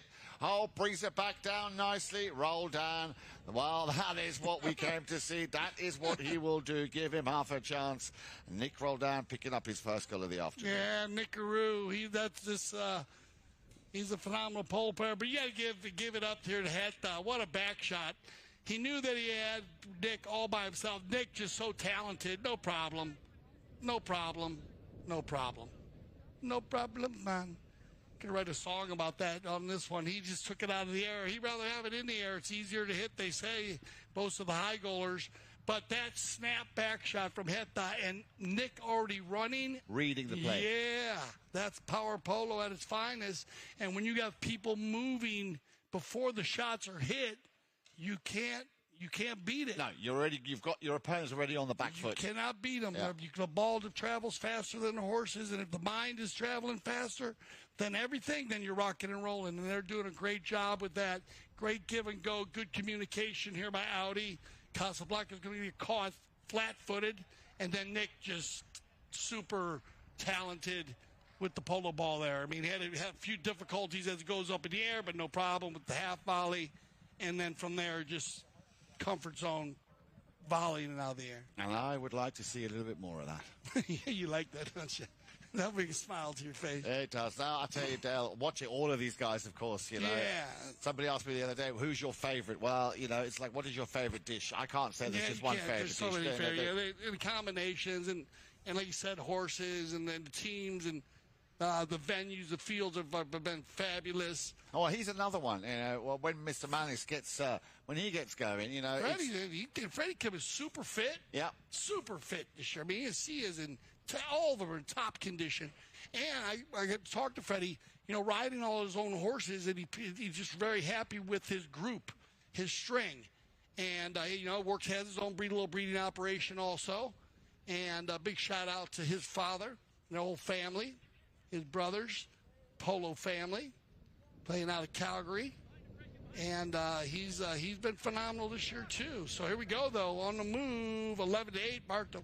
Castagnola, well, they're down by 3 once again. Now then, let's see if Castagnola can put a dent onto that scoreline. Grant Ganzi, yep. Well, there are a couple of sticks in the air. The ball did go through the posts.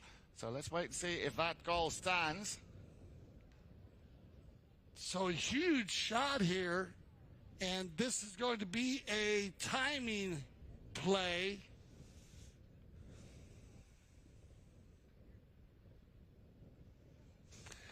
And we'll see if they decided to call it. A big shot downward of exactly that ball rolled down, and Grant enters, and you have one player come from left to right to center, and they're going to call it on Grant for coming in front, or they're going to check and see there. Yeah, they're going to call him on the right-of-way violation. So just hustle play here by the Audi team, just on a lesser angle. Maybe could have got away with it on the near side. Yes. Yeah, could have got away with it on the near side, but I thought Grant was out in front of him far enough. Yeah. Personally, and then they closed the gap so quick. And remember, everybody on fresh legs. We just went through the courtesy change. Yeah, so. Yeah, very unlucky there. Very unlucky. But like you said, Dad, it looked like you had enough space up at the front there, but they are so quick. Now, here we go. Once again, Mr. Roldan. Can he get to it? No, not quite. Tomacho Pierres picks that one up. Casablanca deep in their own half, gives it over to Castagnola. Barto now looking to send it back to Tomacho Pierres. Slightly topped that ball, but he might get a second chance. Nice pick up on the near side. Still Castagnola. Now Tomacho will try and clear the way for him. Takes the pace out a little bit. Still Castagnola working that ball very hard. Now he can drop, or he can unload one at any given moment. Here it comes then. A cut shot over to Ganzi. But it'll be the senior of the two, Mark Ganzi, who got a piece on that, and the ball goes out of bounds. Yeah, it's got to go for a knock in here. They all come together. It goes in between two players. So for me, I mean, Mark's on the right away, right there. gets a piece of it and then takes it over the end line. And so I would figure they would all be on, should have been on the safety here, but we'll see if they decide they trigger or not. Looked like that to me as well. I got to tell you, Yeah. it did look like that. Yeah. And I don't know if if Mark touched it or not. Maybe Mark didn't touch it, and that's what they're talking about. But we'll see if they definitely went to the ball, but maybe it just carried on before. Maybe we take a look at it one more time and you run it back again just to see if Mark gets a piece of it. It might have just went off. Yeah, they're going to see. Let's see if the ball goes off the field before he touches it. You know?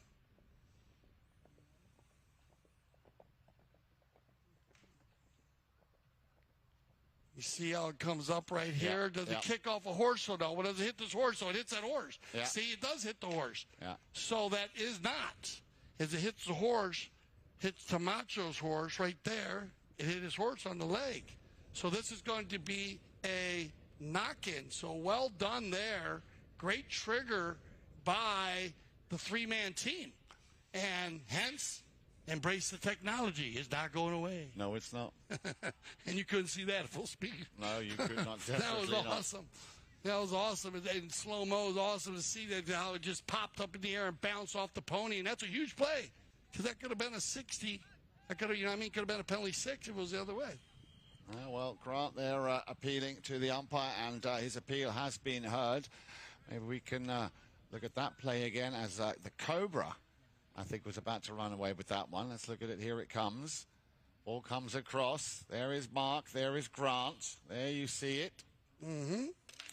And you have it set up on the right away. So we'll see what they decide on the field here. 1:52 then left to play. Still those 3 goals in it. Casablanca need to maybe slightly regroup. It's not for the lack of trying, but Audi, very, very strong here. And have done a very good job in doing everything they can to disrupt the flow of play here of Casablanca. So, from the spot, a 5-8 taken here by Barto Castagnola. Now, he could attempt a long-distance shot. He could attempt. They made 3 right in the final. I think it was 1 in 100, 120, 130 to win the All-Star Challenge.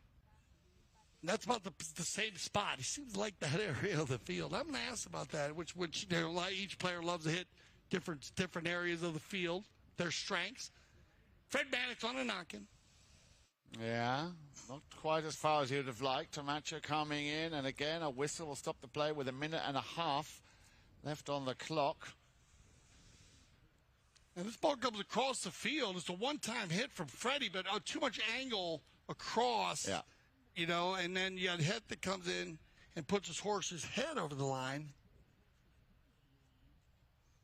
So Heta was actually, he had the ability to make that play. I think he maybe thought he had more angle, but that Fred hit a deeper angle than he was looking for. As he had Heta going down the field, so Heta had to regroup and come back. So a little bit of a miss-hit here, and it's a big play for the Casablanca team. We talk about the penalty, the 5As, the 5Bs, and the knock-in, Jan, and now you have to have positive possession. This is a negative possession. It's going to turn into an open goal penalty 2 in favor of Casablanca.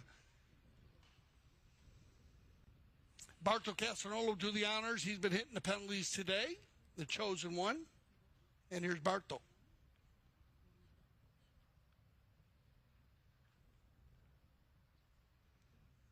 Yeah, sends it out a little bit to the left, but still within those 2 goalposts, and that is penalty number 3 from the penalty 2 spot.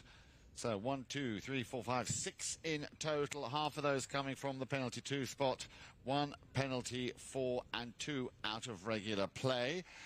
Down to 9 goals to 11, and 1 minute and about 10 seconds left by the time they line up for that ball to be released, which is happened now. Roldan Picks that one up, winning the throw-in on the near side. He's got to get past or around Jesse Bray. Jesse Bray, well, just beat him to it. Nicely done. Feeds that ball nicely up to Grant Gansey. Gansey now on his own, and he will give that over to Castagnola. Castagnola over the halfway line, sends it. Well, will he send it back to Grant, or will he play it to himself? Well, he's going to play it to himself. Castagnola once, twice. A little flick of the wrist. Nice position play from Grant Gansey. And then he gets it taken off him right in front of that goal mouth, coming at a 90-degree angle. And we have a whistle on that play. Yeah, that's going to happen here. Bartow's just going to slam on the brakes right here. He still has control, and the head's going to reach right in front of him there to steal it. I mean, that's an easy call for the umpires here, and that'll end our fifth chukker. So we will see what our umpires decide on this series of plays, and we'll be back here for our sixth and final chukker. We're live, CTV Sports.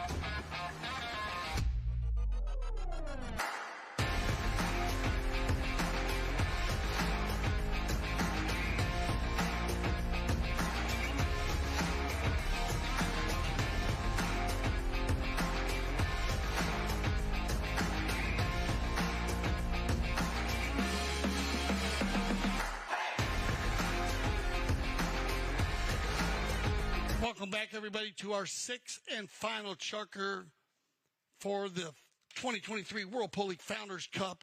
26 goals against 26 goals today. Yeah, and what a game it's been. 11-8 as we prepare. We ended the fifth chukker with a penalty one. So goal awarded here. So that's actually going to make it 12, I believe. Yeah, it should be 12 now. To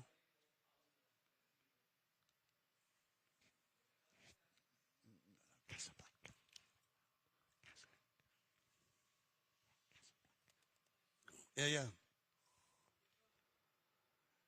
So you got the penalty one? Bartow, remember? Bartow, yeah. So Casablanca will have been given the penalty one. Yeah, so they got the penalty one. Exactly, which, as you rightly said, makes it 11 goals to 10, so just one goal in it. Perfect. Yeah, one goal in it.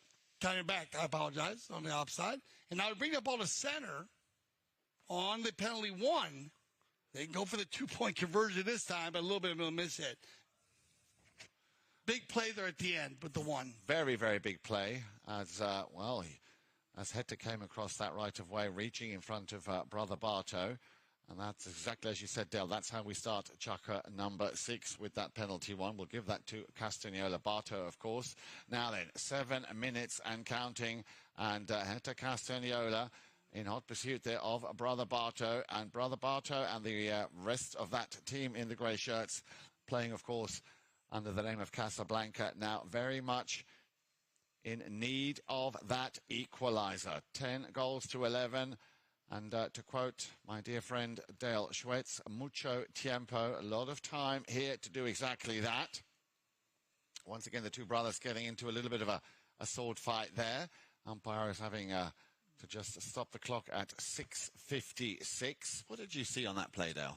They come around here and played it down. Looked like Hetta carried it down. It was turning the ball around to the right, and it almost looked like a bit of a cross hook from behind. They're going to talk about it as they turn.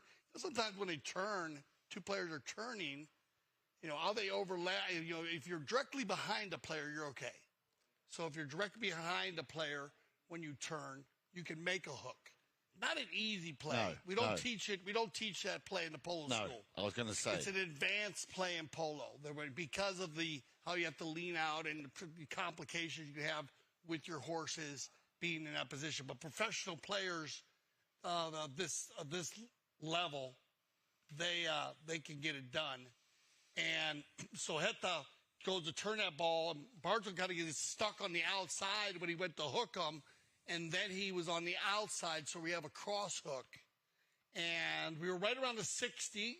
Bart and Hetta was bringing it around the turn, so they'll bring that ball over to the 60-yard mark, and Hetta Castarola is, he's not missed one penalty for all day. So very consistent, number 2 in the white jersey. And this is a big opportunity for them to go up by 2. Well, they tried to block it. But there was just too much power on that shot. So cracking goal here by Hetta Castagnola. And as you said, Dale goes up there, puts his team up by 2 goals here in chukka number 6. Yeah, big play. There's bad luck for Bartha because, you know, it's funny. You're chasing a guy around a turn. I've been there before. And you go to make the hook, and you just slide a little bit to the outside. So, but good call. On the move, it's going to be Nick. And he's got the Cobra out in front if he can get it there.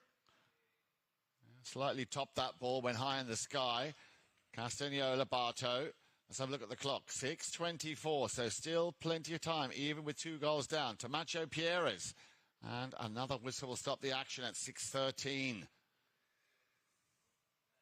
So, it looks like Nick and them come together right here on the hook, a loose ball play. Barthel's got control once, twice, 3 times. Back to the inside control plays. And then Fred just gets stuck there. Yeah. And, again, I don't think Freddie Newberg actually knew where the ball was at. He just, he stopped and... Unlucky. Yeah, unlucky. He was looking around. Now, this would be a time, Dale.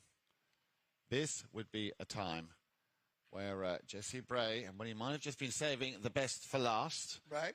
Because let's look at the scoreboard. Now we're going to, now can we, I hope he can hear us. Yeah, I hope he can hear us as well. Go for the 2. Go for the 2. That would be the opportune moment. Well, you can look, he's taking a nice long run up on this one. So maybe that was the game plan. Actually, he can hear us. Can he? Yeah. Come on, Jesse, hit one. No, not going to do it. They're going to the control play. They like it, though. Bart, this is their game plan. It's worked well. They got to stay in tune. Barto. Will he run it himself? Castagnola, Barto. Second touch under the neck. Snaps one through. Nicely intercepted here by Castagnola. Well, he keeps it in play, or does he? I think that ball went over the back line, Dale, so we will have a safety 60 now. This would be just the kind of play that Casablanca could do with now. But, of course, a pressure goal, a pressure shot. Yeah, that's a positive possession. Jesse Bray, that's why they do it. He had Barto come behind. School of Memo and Carlos Gracida. Sometimes just hit the ball down in the middle and see what happens. Yep. And this is what Barto did. He just shot it down in there. His brother made a great save by stopping the ball. It was going to go towards the goal, but it deflects off his mallet and goes out of bounds for the safety. So and that ball was not that far out to the right either, so not a big angle here for Barto. And, again, he is 100% from the penalty line. Well, Dale, I've got a feeling we could be in for a twist here in this thriller of a game between these two teams.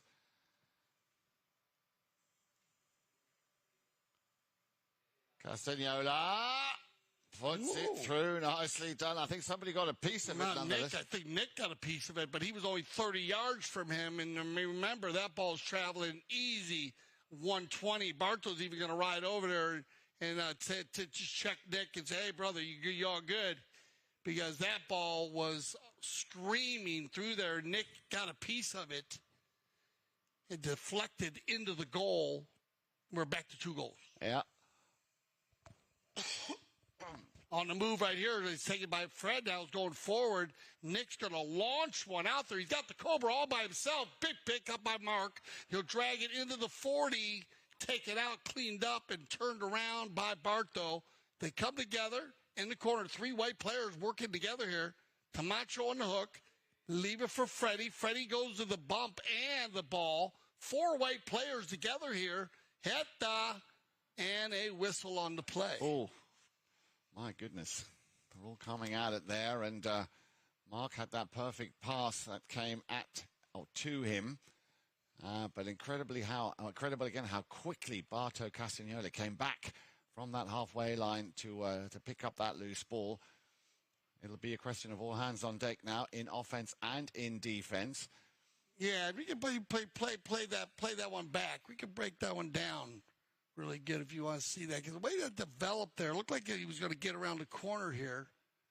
If they play that one back, we'll break it down here. He's going to come right here. They're coming down. The ball's coming this way.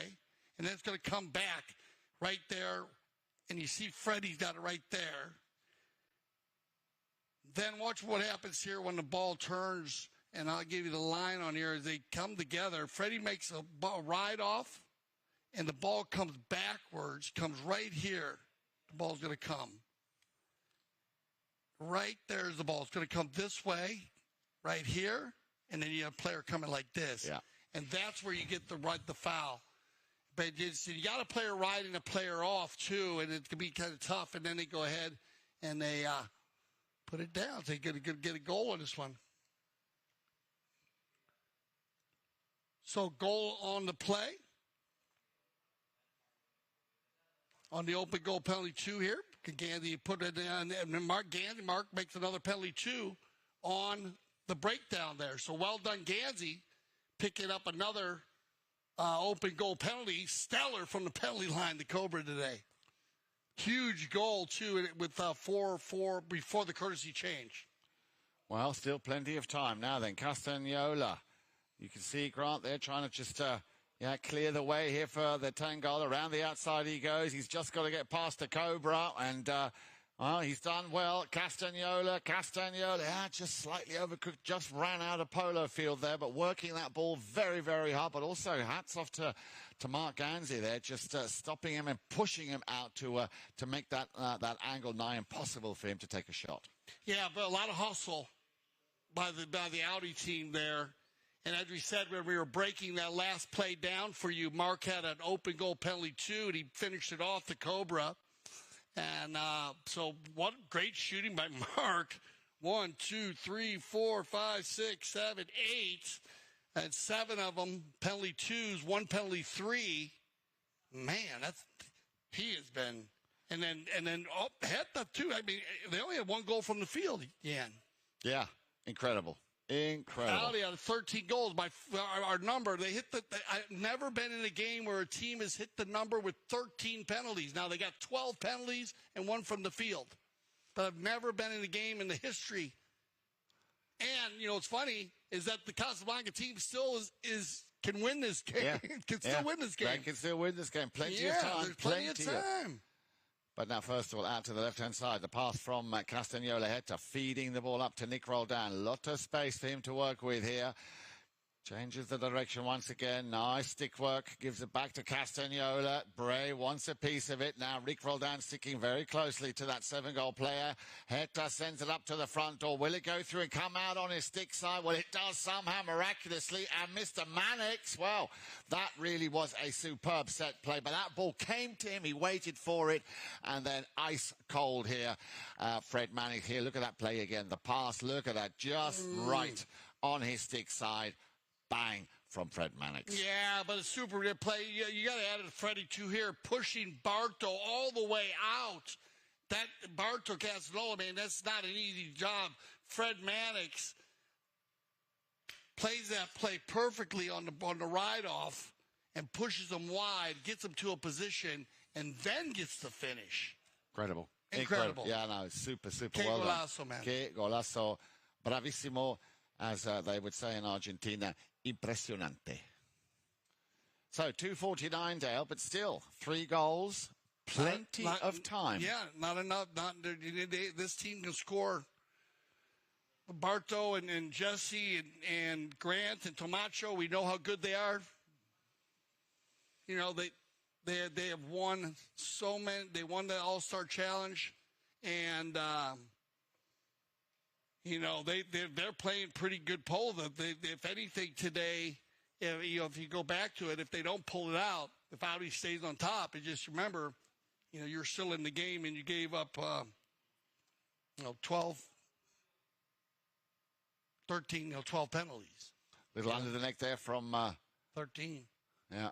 So, that was a. You know, and it just in most games that you play that we do, you know, we all the numbers and all the stats, the numbers don't lie. No. Now, most teams that foul 10 times usually lose. You know what I mean? Or 8 times. So it can be tough, but they're staying in it. So they have opportunities here. They still have time, as you said.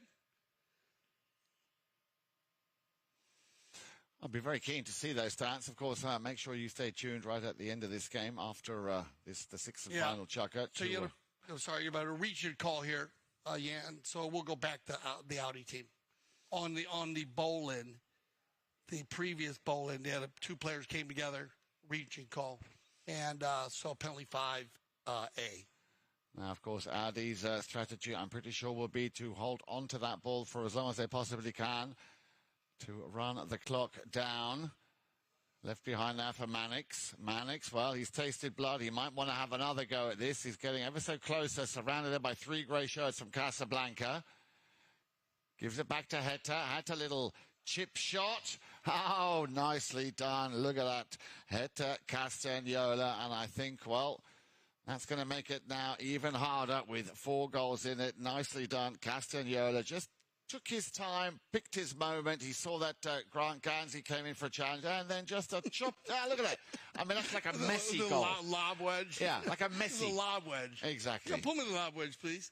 No, but you got to give credit is due. Fred Mannix, come on, man. He dragged that ball in there so nicely, then took the mallet away from a player to give Heta the opportunity. A phenomenal shot by Heta. Yeah. I mean, even and great defense by Casablanca is how do you defend that? Yeah, exactly. Yeah, well, there is the remedy for that. What are you going to do? I mean, he pulled out a lob wedge and chips it over your shoulder.